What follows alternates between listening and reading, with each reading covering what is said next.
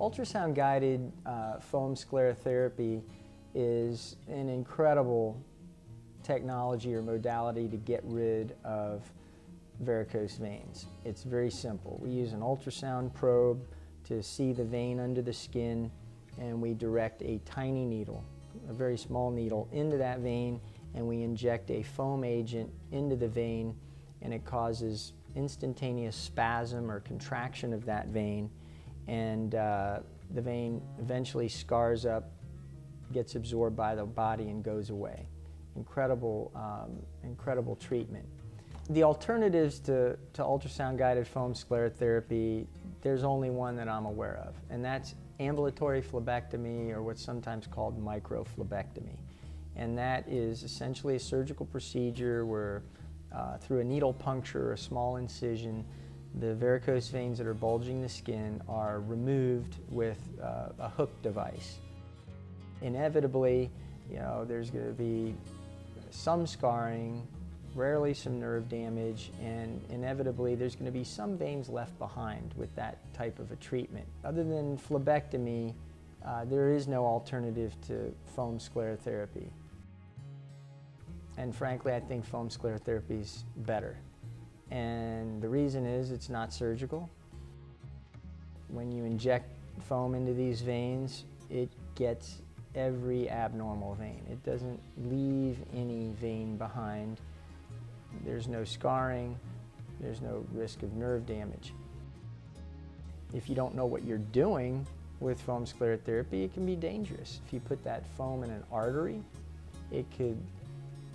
it's going to kill that artery and all the tissue that artery supplies. And so if you get that foam in an artery, you might end up with a patch of skin that dies, and that's a serious thing. It's a quite uncommon thing, but if you don't know what you're doing with the needle and what you're looking at, it can be a very dangerous thing. And in my opinion, not enough practitioners are using foam sclerotherapy, and it may be because of they're not being very comfortable with what they're doing with that needle. However, ultrasound-guided foam sclerotherapy is marvelous.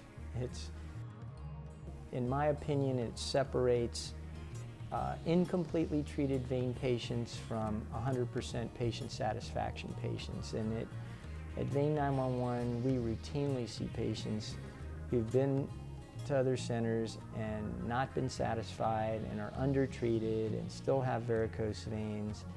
And we have at our one of our taglines is, told your vein problems can't be helped, told there's nothing more that can be done, give us a call at Vein 911. And we mean that. If there's varicose veins or you're still suffering from symptoms, they can be treated, they can be eliminated. There is an option. But for the most part, the way we're going to treat those patients is going to be foam sclerotherapy because it's so incredibly effective.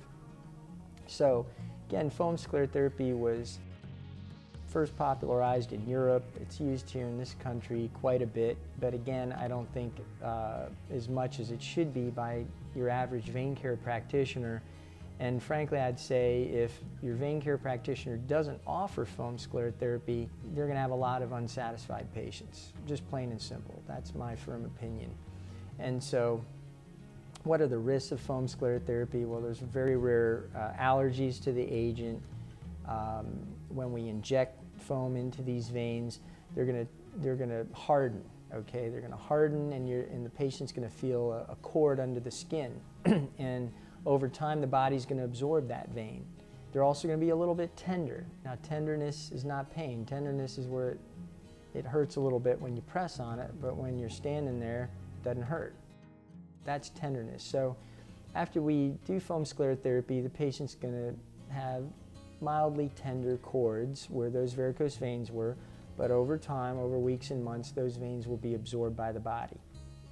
What can also happen when we do foam sclerotherapy is we can get hyperpigmentation, which is a fancy medical term for a little bit of blood in the vein leaks out, it stains the overlying skin a light brown color, and it's basically iron in the blood that stains the skin, and it takes a while for the body to eat up that iron and get rid of it.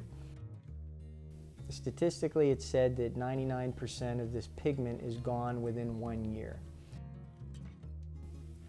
So that is one of the risks of foam sclerotherapy. However, we can mitigate that pigmentation sometimes by putting a small needle into that vein and draining old blood, is what we call it. Basically, we're popping a blood pimple.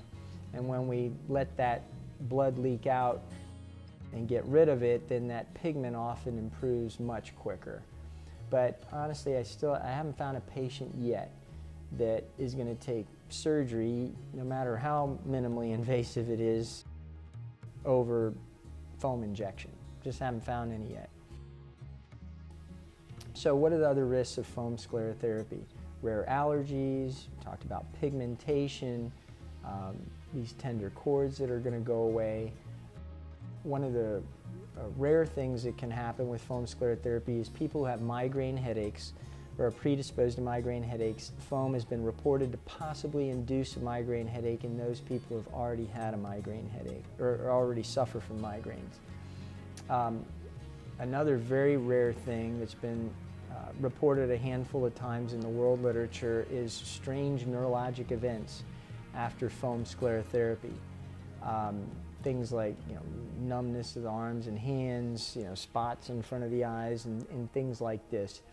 And it was felt early on that these are maybe mini strokes and really kind of alarming things like that. But none of these events have been serious or permanent. And the latest literature and investigation into foam sclerotherapy is it's felt that a lot of these reactions are similar to a migraine aura, or some of the severe manifestations of a migraine headache. Anyone who knows people who suffer from migraine headaches knows that they sometimes can get these strange neurologic events like numbness in the hands and spots in front of their eyes and strange things. And so that's one of the very, very unusual risks of foam sclerotherapy. But it's done by the thousands every day all over the world. It's incredibly effective.